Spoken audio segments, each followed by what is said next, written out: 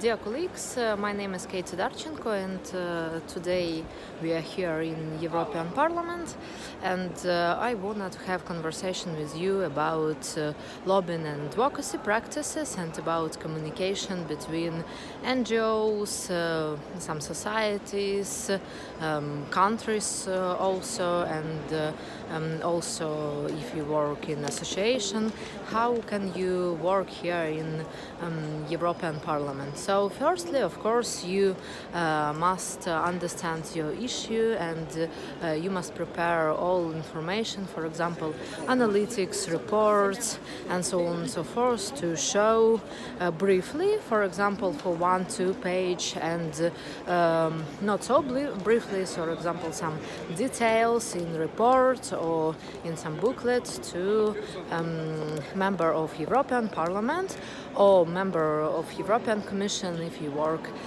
with European Commission, and if you're interested in some directive of European Commission, and so on and so forth. So when you prepare this information, you can, for example, connect with assistance of members of parliament by LinkedIn. They use LinkedIn, or you can use phone or email. Phone or email not so good in communication sometimes, or you must directly know a person which you're interested in communication, and you must understand your stakeholders. So you must set if it's, for example, group of support of Georgia or Moldova, you must say to this office why they must find opportunity to visit your event or to take in part in your activity or have meeting with member of European Parliament, and so on and so forth. LinkedIn, it's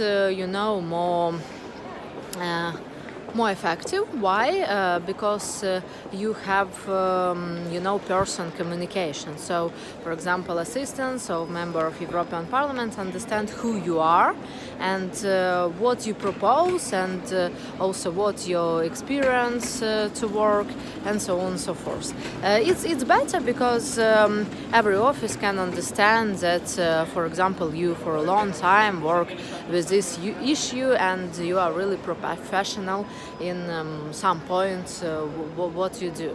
If you work, for example, for your country, here in Europe it's not the same situation like in United States, and we have some video about work in United States and about foreign agents policy, and some aspects how you can register in FARA register, so it's a register of foreign policy activity.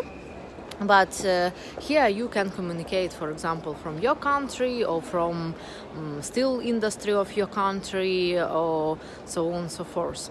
So whatever you can give information about your company or about your NGO to Transparency Register, and give to European Commission some information about your work and about your spendings, about your experience, about your geography of your work, and so on and so forth. So it also will be useful because you show that you're transparent and you understand that it's fair game.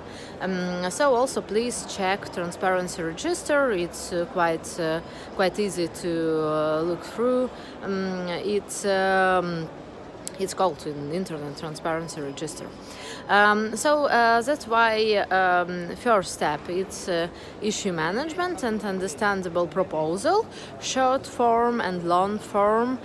Second point it's person communication, and third point it's of course communication directly with person who is decision-making person. For example, you can visit some event where your member of European Parliament also will be.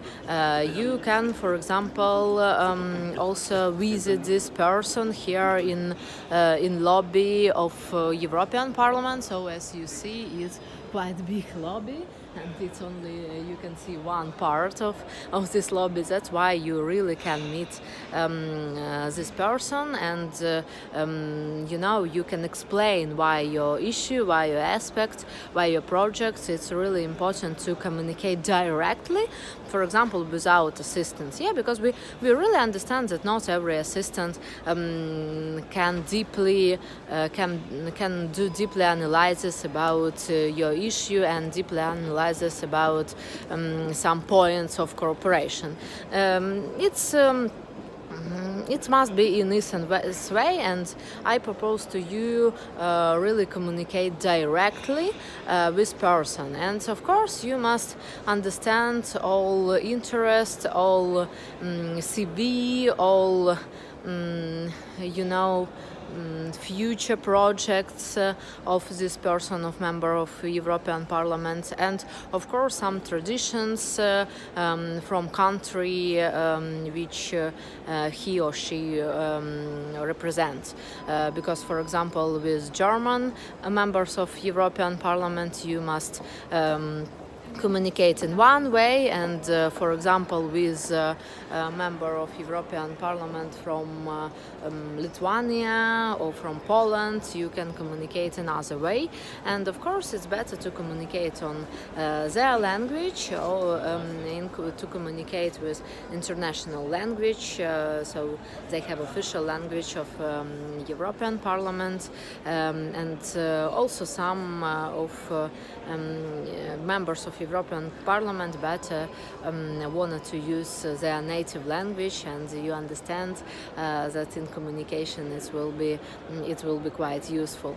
So direct communication is a third tip that I can give to you, of course. And if you, for example, visit European Parliament for your lobbying purposes, or for some events, or for meetings and networking, you of course must take for this work not one day, but it's better to take, for example, 1 week, like you must take more than 1 week to work in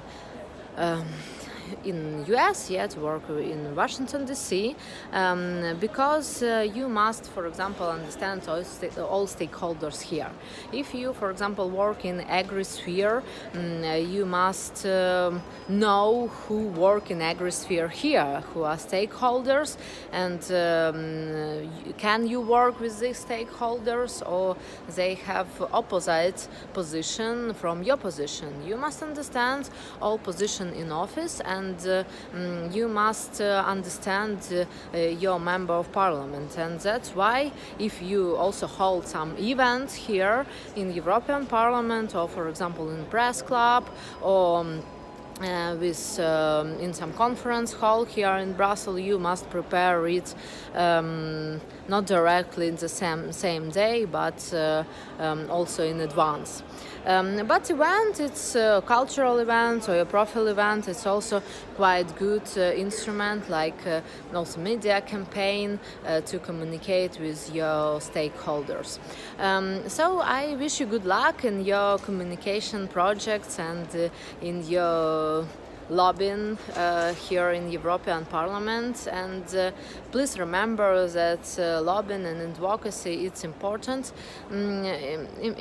work, but it must be work between business, society, and government and power. And it's important to understand that the interest of society must be the most important, because it's our mutual future and we create it together. Thank you.